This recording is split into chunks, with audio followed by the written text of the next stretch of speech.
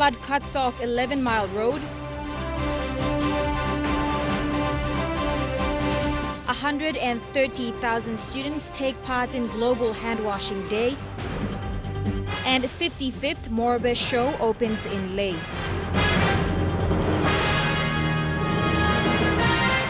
This is National EMTV News with Lorraine Gabina. Good evening and thank you for joining me for Saturday's news. A section of road at 11 Mile in Leh has been cut off by a flood early this morning, leaving hundreds of motorists and travelers stranded. The culverts were washed away just before 6 a.m. Works crews are on site to do temporary repairs. This morning, more than 100 vehicles were stranded on either side, unable to cross the large crevice created by the flood. The damage caused multiple delays for passengers travelling to Nadzap Airport and the Highlands. Rainy Leh lived up to its reputation last night with heavy rains pelting the city and surrounding areas. A weak section of the highway at 11 Mile gave way to the relentless pressure from the floods. A small bridge that stood firm for many years was ripped apart by the torrents. Works crews have arrived on site to begin emergency repairs. This is one of several sections along the Highlands Highway that have been affected by the recent rains and flooding. At this stage, it's not clear how much the repairs will cost. Scott White, National EMTV News, Leh. Colgate-Palmolive PNG has engaged 130,000 students around the country to take part in the Global Handwashing Day. Working with partners like the Health Department, World Vision and UNICEF, the company strives to ensure children are taught basic hygiene at school. Colgate-Palmolive PNG General Manager John Wood says statistics show that over 3 million children all over the world die from bad hygiene every year. The International School of Leh, or TISL, is one of the 196 schools participating in the Global Handwash Day. Yesterday, excited students were part of the awareness that teaches the importance of washing hands and keeping clean. Colgate-Palmolive PNG General Manager John Wood gave a speech at the event highlighting statistics that made the day crucial. Because there's a very sad statistic in the world which states that over 3.5 million children don't get to the age of 5 simply because they die of poor hygiene. The statistics are alarming, and for a developing nation like Papua New Guinea, it is vital that something is being done. Colgate-Palmolive is in partnership with key stakeholders to ensure that in PNG, children are taught good hygiene at school. And Colgate's a major sponsor with our brand Protex, and we work in conjunction with our other partners such as Department of Health, World Vision, UNICEF, WaterAid, childcare and so on. So this year in PNG we've got 130,000 students from around the country at 196 schools. The Colgate-Palmolive team was at the Morobe Show today, and they will be at the show tomorrow as well to educate showgoers on the importance of washing hands, living clean and healthy. Bethany Harriman, National EMTV News, Leh. Simbu students in Medang today gathered in a celebration of culture and color. The inaugural day is meant to bring members of the Simbu community together. More than 200 students and their relatives gathered for the Simbu Students' Day. The event, attended by Chuave MP Wera Mori, is an effort to keep the Simbu culture alive in the face of multiple cultural challenges and disconnection to their roots. Medang shares a common border with Simbu, with border areas sharing similar dialects and traditions. The 55th Morobe Show began slowly this morning because of heavy rain. The crowd eventually built up as people started to flock into the grounds.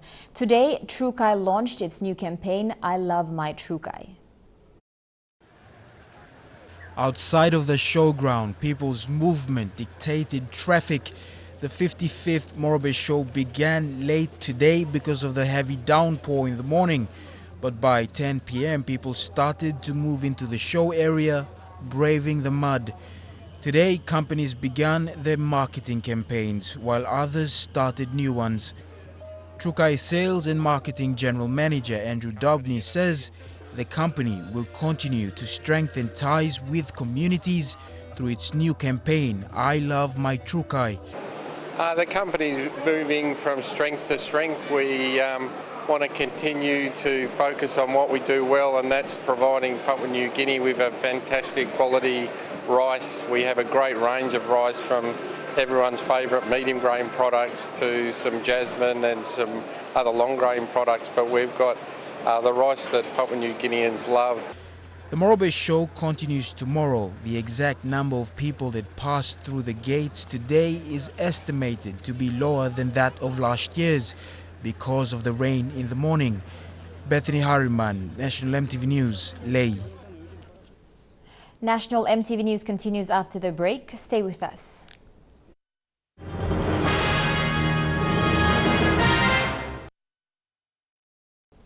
Welcome back to National MTV News. Mount Hagen's resident judge, Justice Godwin Poole, will summon Police Minister Robert Atiafa and Police Commissioner Gary Bucky to attend a commission of inquiry in person in Mount Hagen. Justice Poole is conducting an inquiry on the condemnation of the Bans cell block in Jiwaka province and the human rights issues that have risen in police cells. The judge told the lawyer representing RPNGC yesterday the police hierarchy is responsible for upgrading the cell in Bans. Yesterday, Nicholas Biveri, the head of RPNGC Legal Service, has tendered documents of a contract signing between the police and a contractor dated 14th of October 2013 for the upgrading of Bans cell block. The documents with others were tendered in court after it was requested by Justice Poole. He had asked for the police commissioner to provide and assist the inquiry with documents and records of the condemnation of Bans cell block in 2002. Justice Poole said in the inquiry that the cell block was condemned and deteriorated, but it is still in use. Justice Poole have asked the police minister to provide the same records, but have received no proper response. He told Miveri to advise Police Commissioner Gary Bucky and the Police Minister Robert Atiafa to expect a summons next Monday to appear in person to explain why they should not deal with a court order. Vasanatha Yama, National MTV News, Mount Hagen. Despite the diversity and vast differences in cultures and languages, Papua New Guinea has been united through faith. His Eminence Cardinal-elect Sir John Ribat says churches in the country have now pledged to work together because of the realization of faith. This, he says, is a sign of joy and unity. Papua New Guinea is one of the largest islands in the Pacific, with diverse cultural traditions and over 800 languages.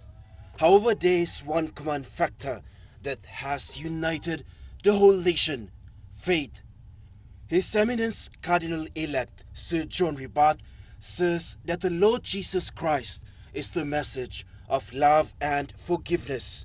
That is the message that brought us together.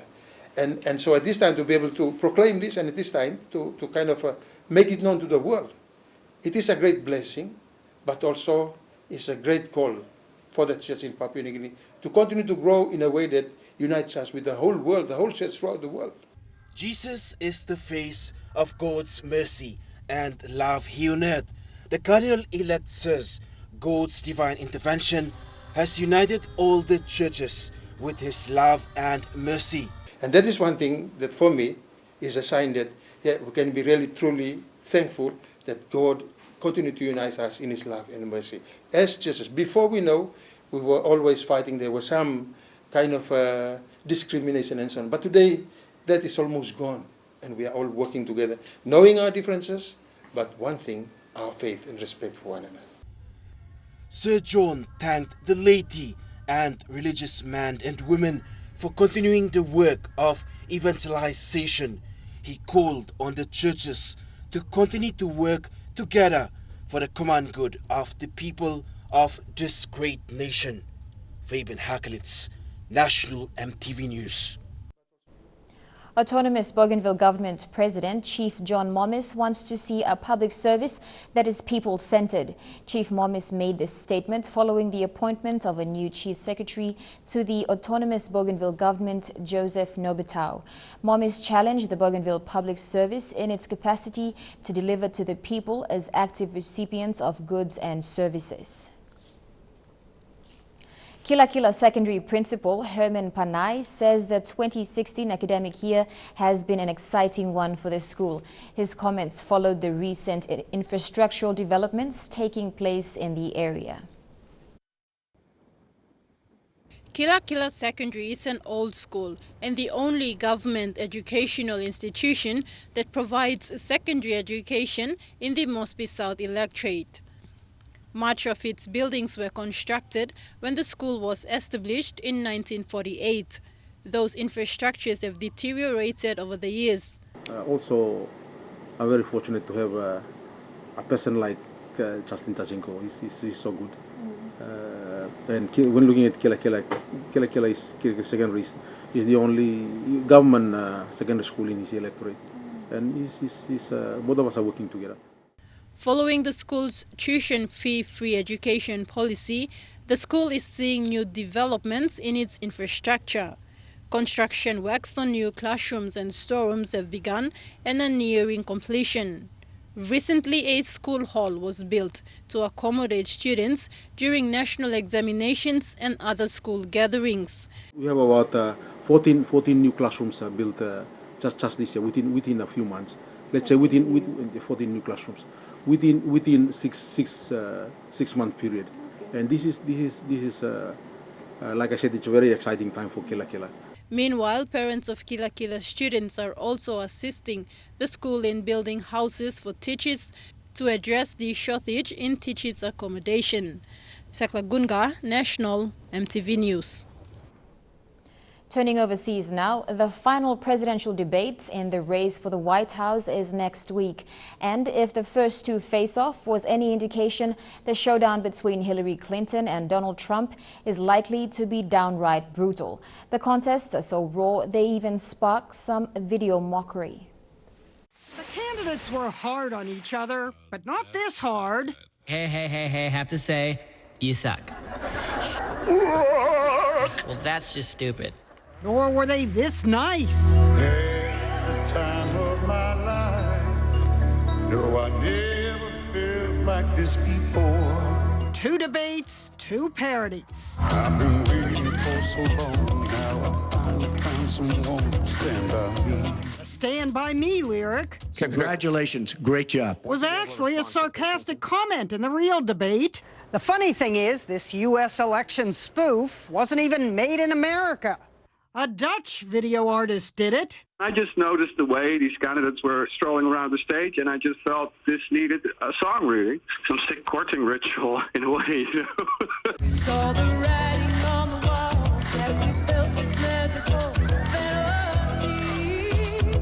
With a magical fantasy of a different sort, bad lip reading is back with a new video. Well, I can do this.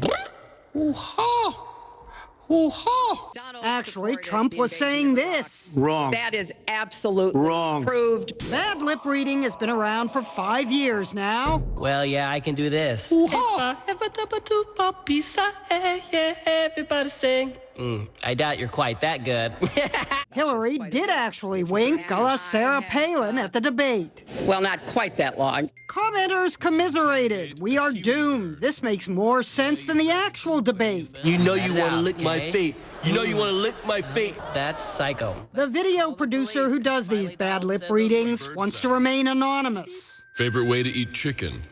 Raw. Actually, Donald's favorite way to eat chicken is with a knife and fork.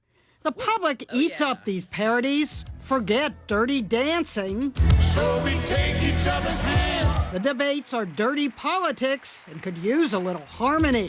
Now with passion in our eyes, there's no way we could disguise. Trukai Sports is next. We'll preview the PNG Barramundis versus Namibia cricket match and NCD volleyball grand final. Stay with us.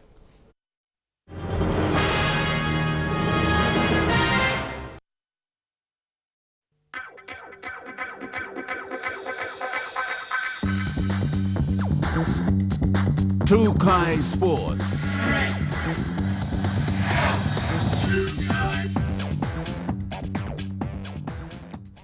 Welcome to True Kai Sports. For cricket, in preparations for their first ICC match tomorrow, the PNG Hebo Barramundis and Namibia went through their drills today. While the Barramundis are happy to play on home soil, the Namibians will have to put up with the Port Moresby Heat tomorrow at the Amini Park. Dina Rose Raiko reports. The PNG Hebo Barramundis and Namibia did their refresher training today at Amini Park in preparations for their first ICC One-Day International. This will be the second match for the Barramundis to play against Namibia after they clashed in the ICC T20 qualifiers last July in Ireland. But first for the Barras to play against Namibia on home soil. Namibia captain Berger Sarel said the heat in Port Moresby is no different from their country, but it will be challenging as this is their first time to play here. Yeah, it's actually, it depends on what fields we play. Obviously, in the start of the season, the wickets tend to be quite slow, and it takes a bit of spin. Later on the season, it tends to be much flatter. We're fortunate enough to play a lot of games in South Africa, and some weekends we play the games in Namibia. So we had a big variety of different wickets and conditions we played on. But in general, in South Africa itself, the wickets doesn't turn really that much. They're more seam bowler friendly.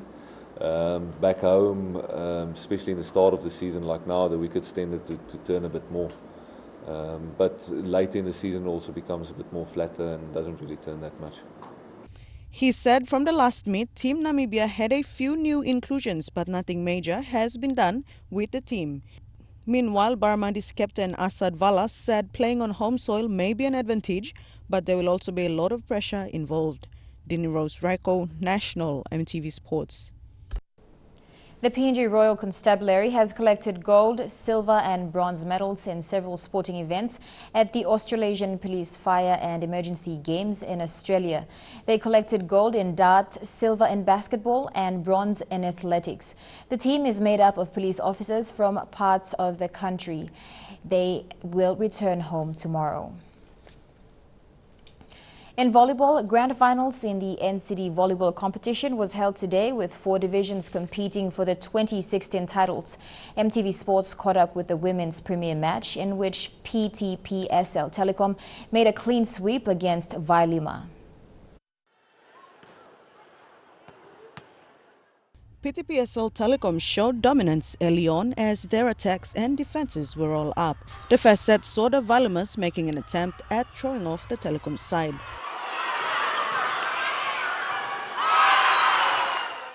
After 5 minutes of landing consecutive balls on the Vailimas side of the net, PTPSL Telecom was leading by a good 15 points to Vailimas 3. The remaining part of the set saw Telecom put up convincing dummies which led to scores and eventually claiming the first set.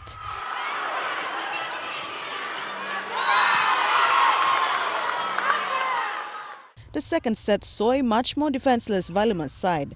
Avoidable mistakes and missed service opportunities gave the set to Telecom again with a 13-25 scoreline. The decider set was threatening for the Telecom side as the Vailimas came back onto the court, all fired up to give themselves a fighting chance. Every score from the Telecom side was countered by Vailimas. Telecom saw an opening to take lead when both teams were 20 all. Under mounting pressure again, 2 missed services from the Vailimas side and it was a sealed deal for PTPSL Telecom. The match ended with 15 points to 25 in favor of PTPSL Telecom. Dini Rose Raiko, National EMTV Sports. And that ends True Kai Sports. The weather details is next. Stay with us. True Kai Sports.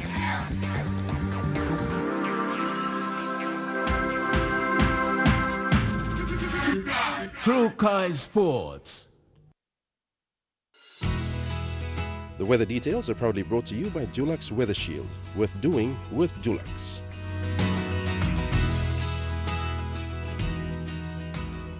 Your weather forecast for tonight and tomorrow in the southern region, mostly fine in Port Moresby and Kerema, fine in Daru, Alotau and Popondetta. And in the Momaster region, Medang and Ley, rainy showers, cloudy periods in Wewak, cloudy chance of rain showers in Vanimo.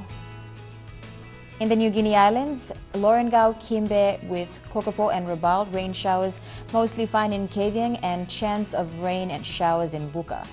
And in the Highlands region, all centers are cloudy with chances of rain showers.